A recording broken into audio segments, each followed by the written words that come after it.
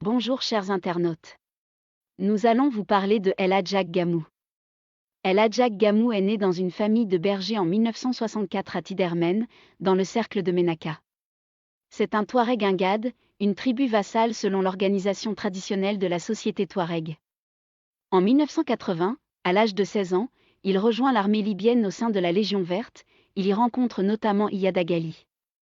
Oui, vous avez bien entendu, nous avons dit Iyad Agali. Le plus grand djihadiste de l'Afrique. Gamou et Iyad Agali sont deux très bons amis et ils sont complices. Nous allons vous révéler des secrets, de grands secrets. Iyad Ali a marié la première femme de général Gamou. Le général Gamou et Iyad Ali sont deux frères d'une même tribu. Ils ont été des mercenaires en Libye sous Kadhafi. Le général Iyad Ali a même sauvé la vie de Gamou le 23 novembre 1990 en Liban. Ils ont été enrôlés dans l'armée ensemble en Libye au sein de la Légion verte. Ils avaient tous les deux 16 ans. De 1980 à 1988. Ils ont fait la guerre au Liban 1989. Ils ont fait la Syrie ensemble 1990. Ils ont fait ensemble le conflit tchado-libyen. Ils étaient pris comme mercenaires par Kadhafi pour s'opposer aux Tchadiens. Ils sont rentrés au Mali entre fin 1990 et début 1991.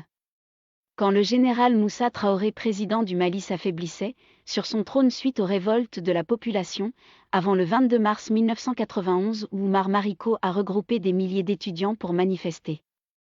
À l'époque, Iyad Agali et Gamou avaient trop peur de Moussa Traoré, parce que Moussa Traoré coupait les testicules de toute personne qui devenait rebelle.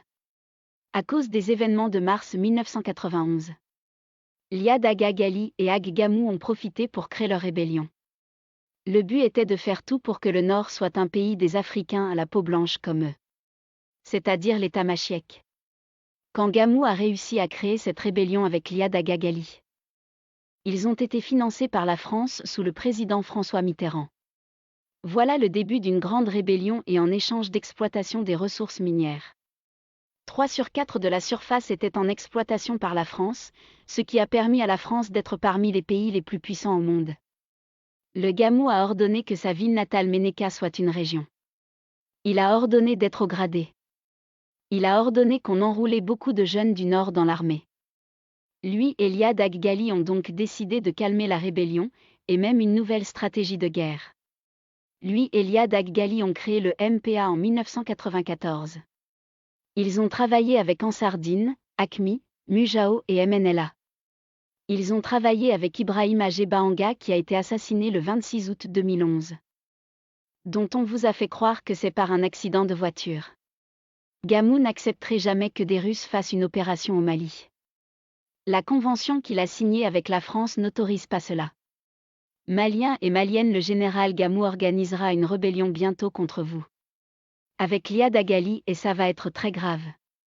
Gamou est un rebelle et il le restera. On vous dévoile un secret.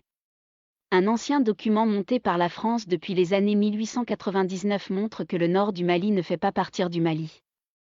Une information qui est fausse et très fausse. Le conflit de cette division de surface a été écrit et divisé par Joseph Gallieni, un blanc colonisateur. Louis Faidherbe, un autre blanc colonisateur, ne voulait pas que ce soit divisé. Mais Joseph Gallieni a dit, ils n'ont pas la même couleur de peau. Il faut qu'on divise. Joseph Gallieni est donc voir le chef de la tribu des Tamasheks à l'époque et lui a créé sa surface. Et ce vieux chef a bien gardé ce document. C'est ce document qui se trouve jusqu'aujourd'hui dans la main de la nouvelle génération de la population du Nord. Et ils croient tous en ce document. Vous pouvez vous renseigner, les tribus du Nord sont tous au courant. La France a trop détruit l'Afrique. Si en réalité, le Mali, la Côte d'Ivoire, le Bénin, le Niger, le Ghana, le Sénégal, le Burkina Faso, la Guinée, le Togo, le Nigeria, le Libéria, sont un même pays.